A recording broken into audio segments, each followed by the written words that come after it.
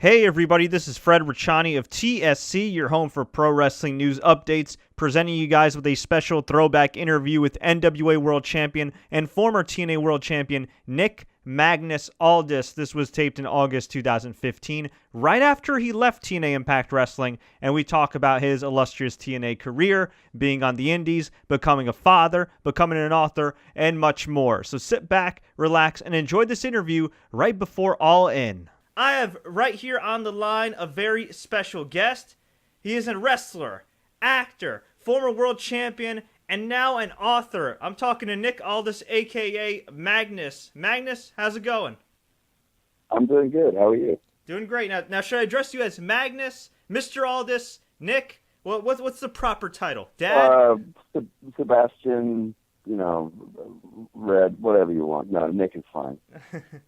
Very cool, very cool. Now, you just released the Superstar Body Book, which you could all get on Amazon.com, and you've been in pretty great shape for as long as I can remember, seeing you on TV. Why was this the right time to release a book?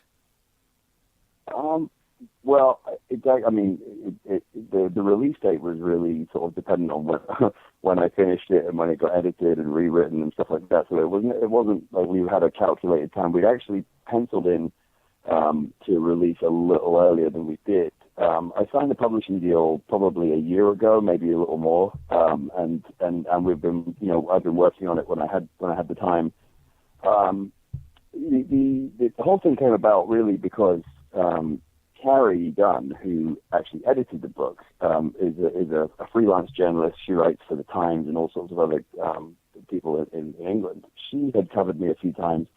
And she had written a book about British pro wrestling, about the history of it, going back to the world of sport, sort of golden age, and now the sort of renaissance that British pro wrestling is really undergoing now, because the scene is really hot. And she asked me if I would be willing to be on the cover of the book, and I said, of course, And it was just one of those things where I never, I always try to research everything. Obviously if I'm going to allow my face and everything else like that to be used and contribute and all the rest of it. I looked into the publishers and realized they were sort of sports-centric, UK-based publisher, and so I just sort of, we just started up a dialogue, and they'd asked me about a book, and I just said, well, look, I'm too young and I haven't really done enough to have a book, but if you want to work with me, I've always wanted to write a fitness book, and when I do meet and greets and my Twitter and my emails through my website and stuff, a very common thread a lot of the time is guys asking me for advice on fitness or what to eat or or how to improve their physique and stuff. So I just, how about that? I've loved health and fitness as long as I've loved wrestling, because they sort of went hand in hand. Once I made the decision as a young kid that I wanted to be a wrestler, I immediately started lifting weights, because in my mind, that was what you needed to do. It was just common sense. So really, as long as I've loved wrestling, I've loved working out and bodybuilding and health and fitness. So.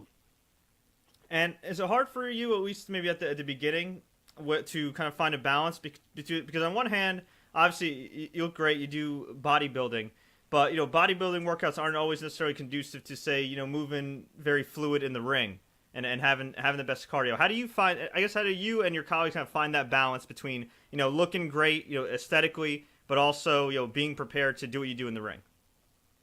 Yeah, I think that's very dependent on genetics. Typically, I think that's a bit of a misconception with bodybuilding, because when I say bodybuilding, and I write about this in the book, when I say bodybuilding, I'm literally referring to the process of lifting weights and living in a certain way in order to improve your physical development, whether that be added muscle mass, but also a better proportion and symmetry and everything else, not just simply size. I think that modern bodybuilding, as a lot of people sort of know it, especially from the last sort of 10, 20 years, is all about mass. Whereas what I'm referring to is really just the sort of activity of improving your physique through resistance training. But I think that, in truth, I can only speak from my own experience. I'm very ectomorphic, which means I'm very long and slim. And if I had not lifted a weight in my life, I would probably be 170 pounds, you know what I mean, at 6'4". So, I mean, I can honestly say that my athleticism my flexibility, my explosive power, my speed, really all improved as a result of bodybuilding, because I trained, I try and train in a balanced sort of way, but also with dynamic stuff. And, I think that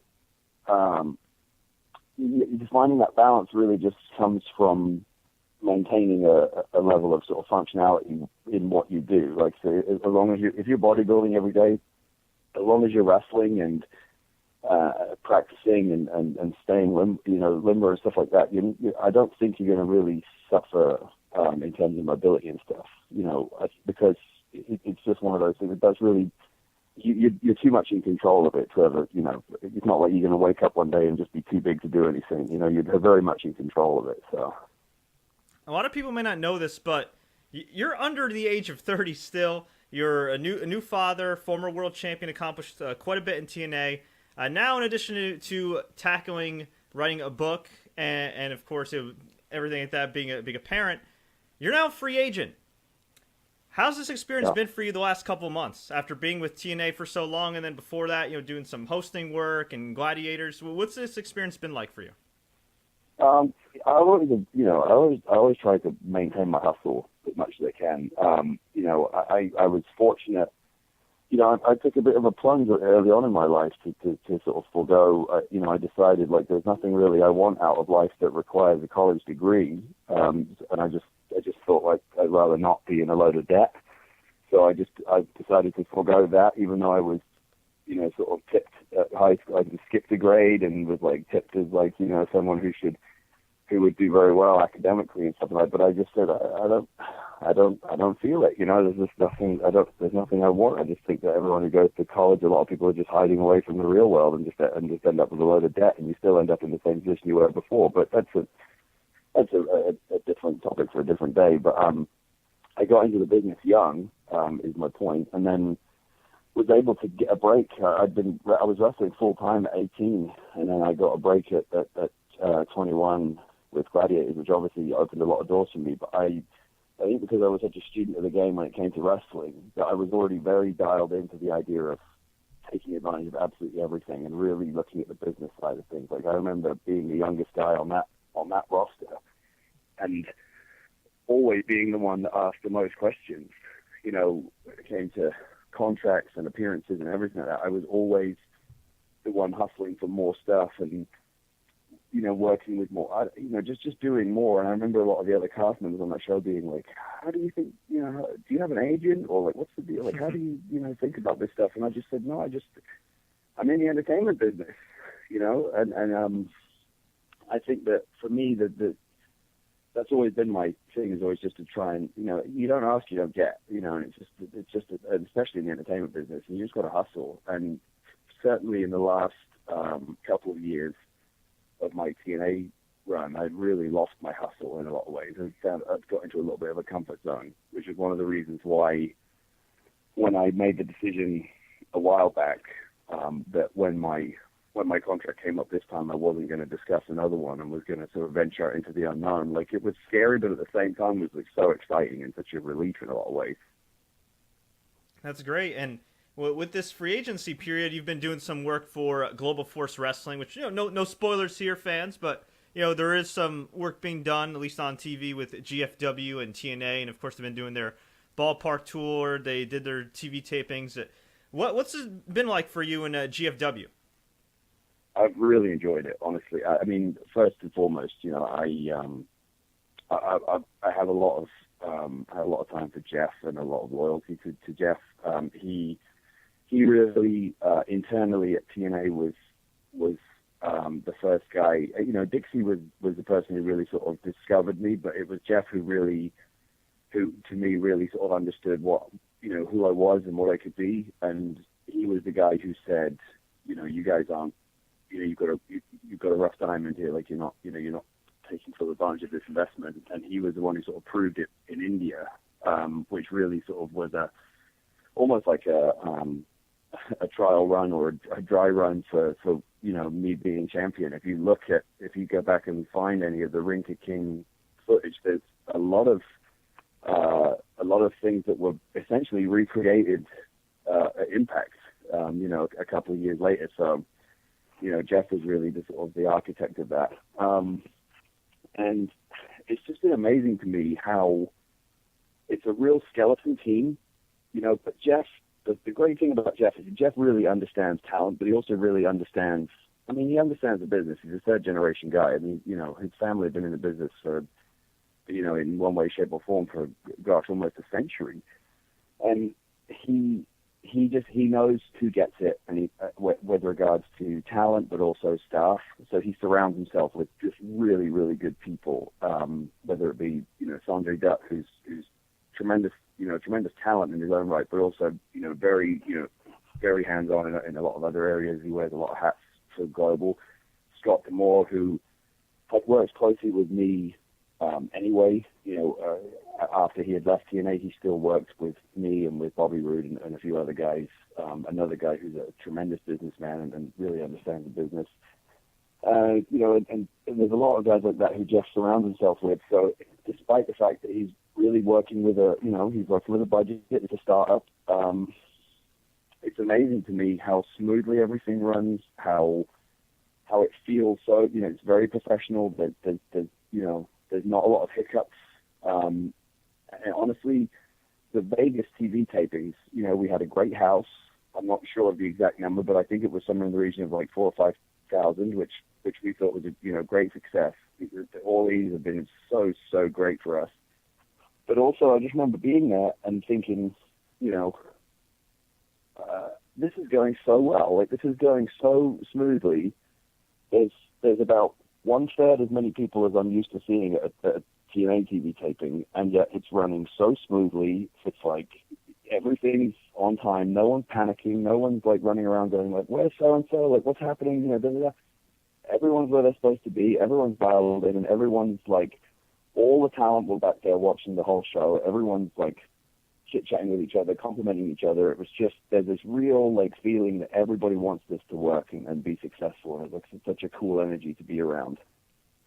Now, the elephant in the room, though, and it does look great, and I've heard a lot of great feedback, is, of course, the TV deal and everything, or lack thereof at the moment. And then, of course, we've heard the stories this last few months about TNA and their situation with Destination America, and even with ROH, they just lost their time slot, prime time at 8 p.m.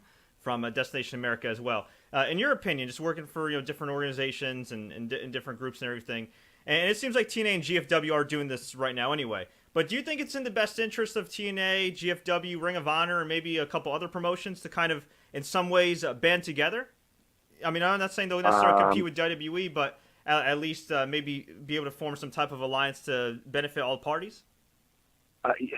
Yeah, in theory, it's very easy to say from the outside looking in.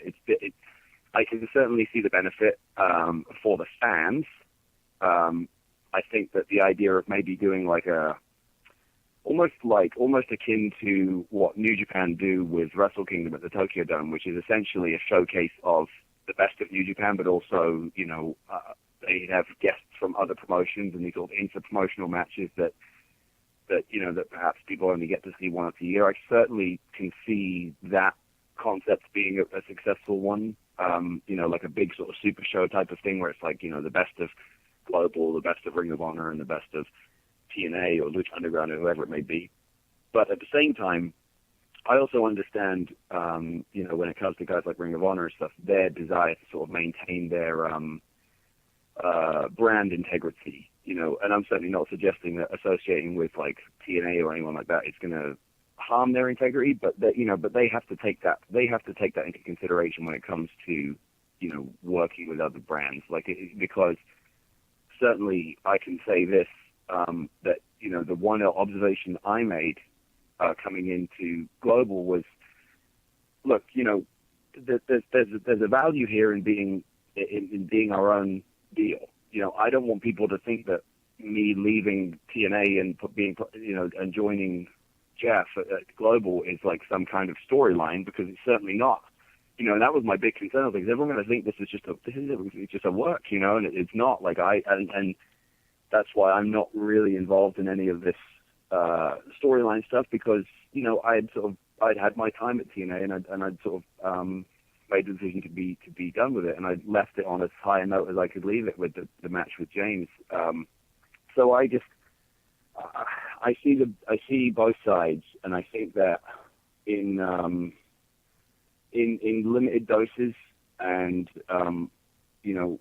with enough communication, which is I absolutely think is the most important thing, it could be beneficial. But yeah, small doses.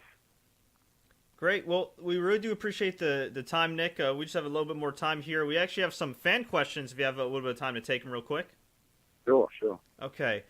This one right here from Scott. You said on the Talkin' Shop podcast that Kevin Nash has been a big help to your career and is a good friend. What is the coolest thing you've ever seen Kevin Nash do? Oh, gosh. Well, I don't know if it's the coolest thing I have ever seen him do, but I'll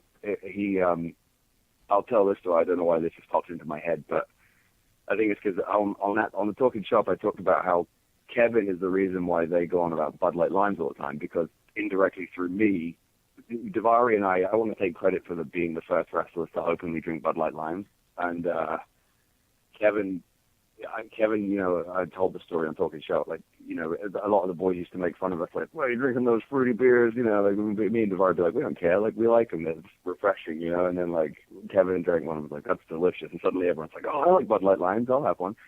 And, but this one day I had a photo shoot. It was my first photo shoot for Muscle and Fitness. I've been fortunate enough, they've profiled me 2 or 3 times now, and the first one I was going to do, I was really excited about it. Like they were going to cover me. They gave me I think it was 8 pages in Muscle and Fitness, and I was like, I was such a mark for Muscle and Fitness, and I was like 23, I think, at the time, and I was getting ready to shoot the next day at the Golds in Orlando before the TV tapings, and I made the silly mistake of telling Kevin, who's a big bodybuilding fan himself.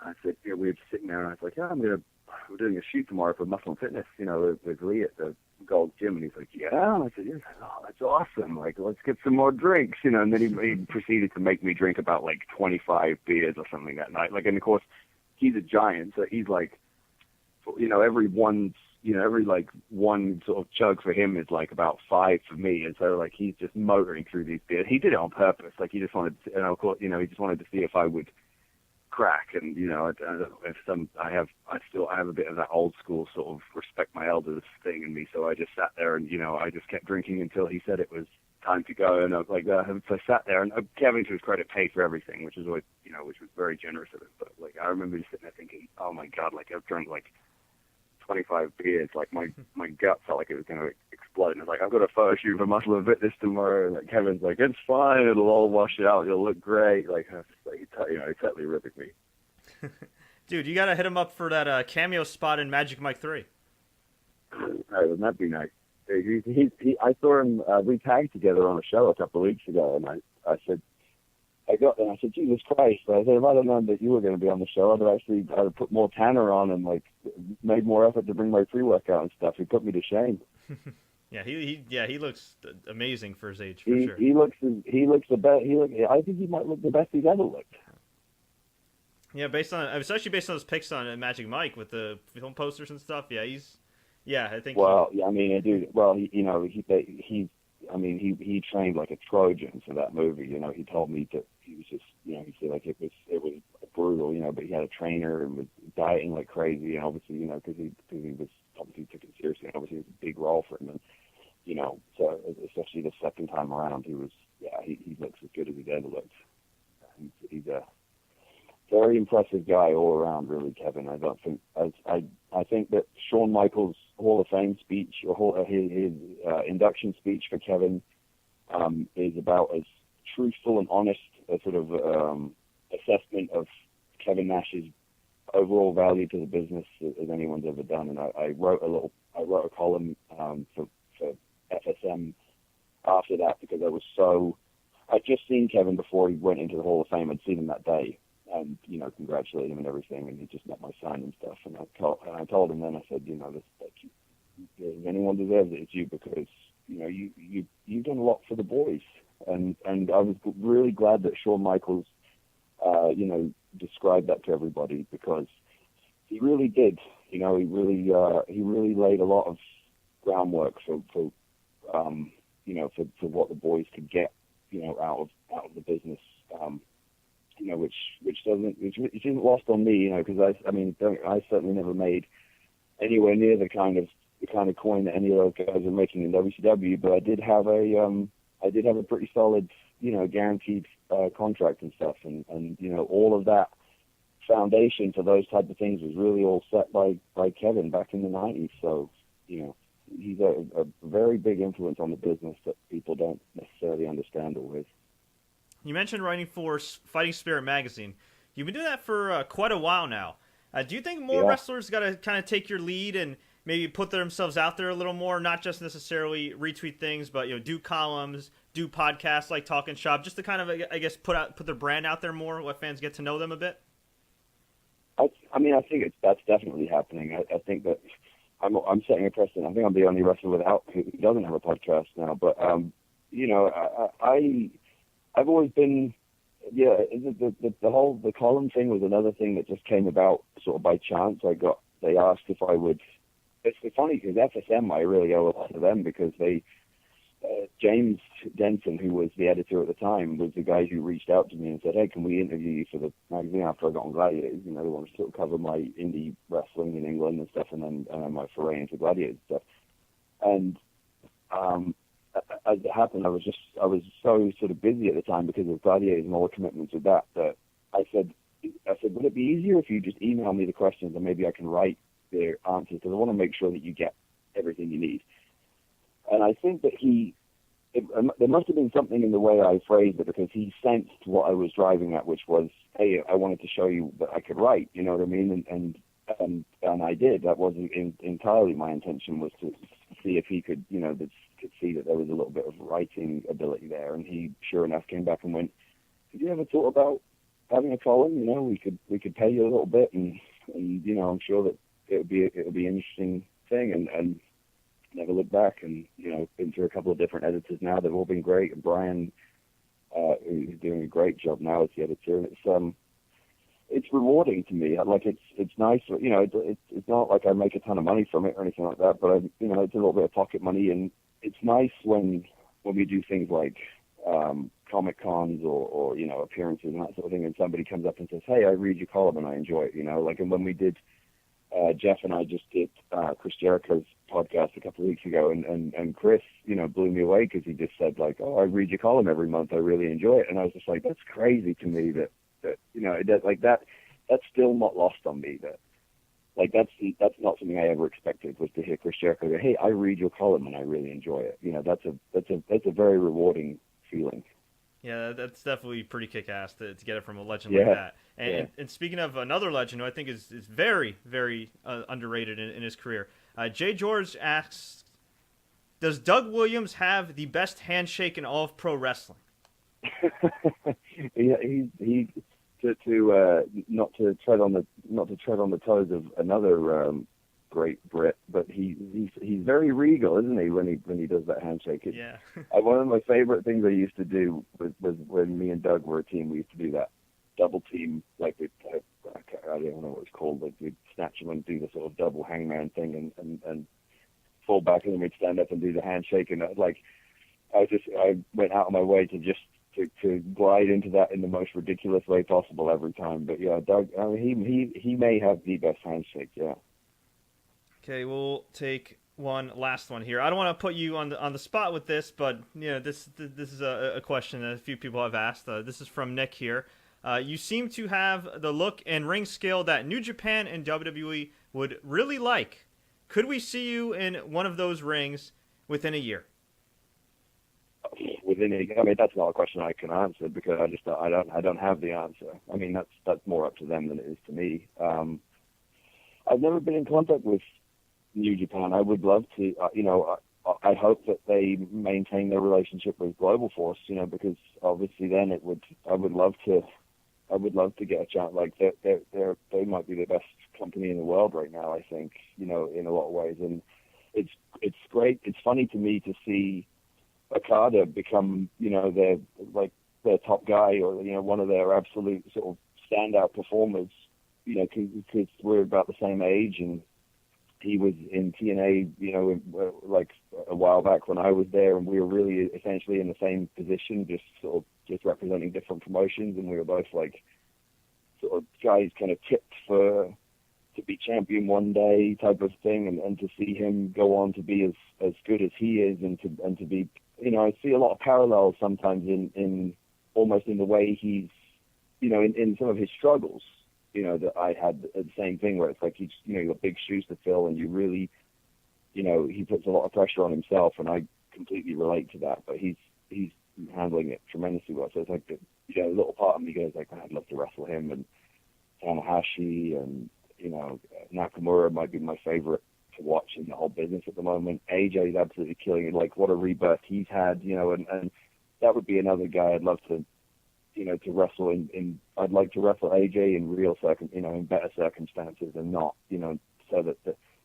we can finally sort of put to bed all that business from, when he left TNA, where unfortunately I was just sort of the wrong place at the wrong time, because he's, to me, I think AJ is the best in the business, and obviously that's who you want to work with when you're trying to hang in there. That's who you want to work with. If you're a good pro, you want to work with the best in the business. That's AJ and a lot of those New Japan guys. And just real quick, with that AJ match that you had, that was AJ's last match in TNA. It was very bizarre to me watching that, because I think most people that follow the business knew that was going to be his last match for a while. And it was just so bizarre, because you would think like they would book you a little bit, or a lot stronger, because you were the guy staying and the world champion. But he was almost booked like he was going to return. Was that ever the plan, for him to eventually come back and you guys going to have a one-on-one legit match?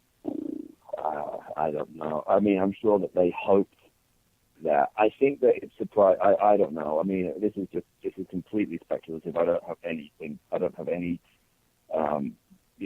any knowledge to base this off. But my hunch is that I think they thought like, oh, he just needs to get this out of the system, and then he'll come back. And I heard a lot of the boys echo sort of similar sentiments, like, oh, he just, he'll be back soon. He just needs to, get this out of the system or whatever. And but I don't know. I mean, in fairness to TNA, we were in a bit of a tough spot because I had suffered a concussion. But at the same time, I just made the point of like, why don't we just forget the whole thing then? You know what I mean? Like, if you're gonna have AJ look unbeatable on the way out, why not just kind of why not just forget the whole thing and just say, yeah, he was the champion and he vacated the belt, like, rather than, I don't know. I try not to live in the past. You know what I mean? Regal once said, if you live in the past, you die every day, and I completely agree with that.